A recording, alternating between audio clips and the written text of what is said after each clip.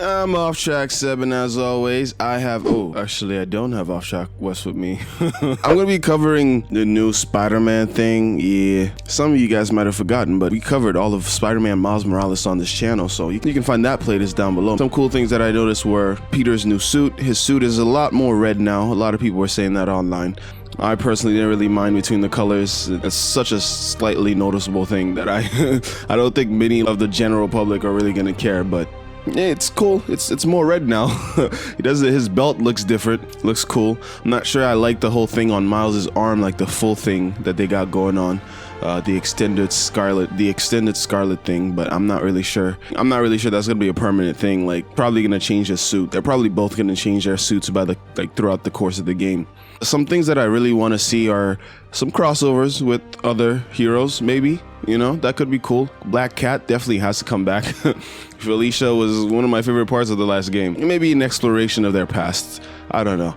Something like that. Kraven's henchmen, I like how they're designed. I hope that Kraven's henchmen aren't just like a reskinned version of, you know, the villains that we got from Spider-Man 1, because in Miles Morales there was a lot of that going on, and I really did not enjoy that. So I hope that these guys are, you know, they fight differently, they have different moves and different ways to deal with the spider. Being that they're all trained fighters, they should give Spider-Man and Miles, especially Miles, a bit of a harder time than some of the goons, escaped convicts that we got to see previously. But I'm not really sure how the gameplay is going to go. It's probably going to be more of the same from the first game, but hopefully that they add some new things to it that keep it fresh and interesting. The graphics look beautiful. If you have a PS5, you're definitely stroking.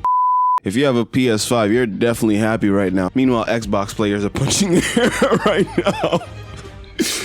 Nah, they got their own good. They have Bethesda Studios making shit for them. I think they're happy enough as they are. Anybody who saw my complete coverage of Spider-Man Miles Morales knows that I'm like really excited for this. I could not wait till the next game. I'm the guy who replayed all of the original game when they added the Sam Raimi suit in it. So I'm glad that they're like being cautious with the release date with this one, giving themselves time to work on it, not just announcing it for next year just to get people hyped for a game that's definitely not coming out next year.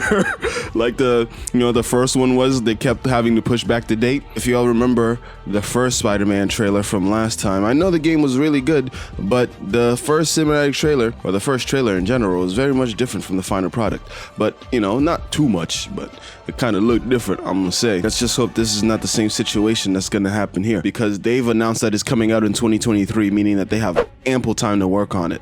I'm just happy to see that they're bringing Miles back. I'm just happy to see that they're bringing Peter back. The only way they could really make me happy further is by making sure that the old model for Peter's face comes back, you know, the one where he looks a little bit more mature. But I think that's a pipe dream. We're not gonna see that. They've already made that decision.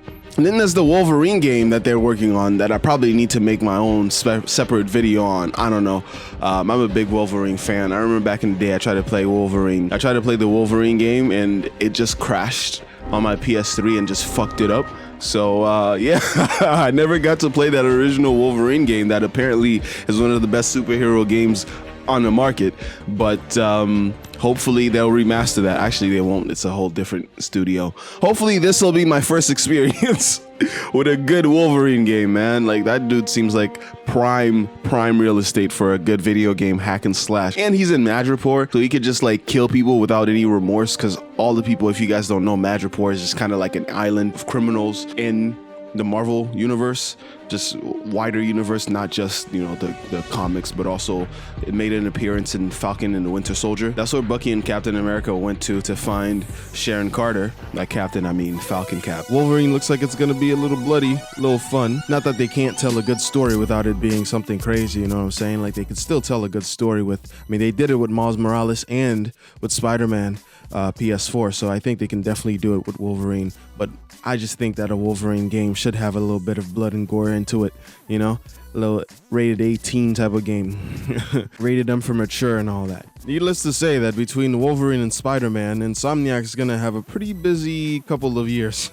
Not sure where they're gonna go with it, but if you guys have any ideas, let me know down in the comments below. Let me know what you guys think. Also, let me know what you guys are expecting from Insomniac. What do you guys want to see in the game? What do you guys want to see in Spider-Man? What do you want to see in Wolverine? Oh, should I cover Spider-Man 1? Spider-Man PS4 on this channel? Is anybody interested in that? I might like live stream that. I don't know. Let me know. Peace.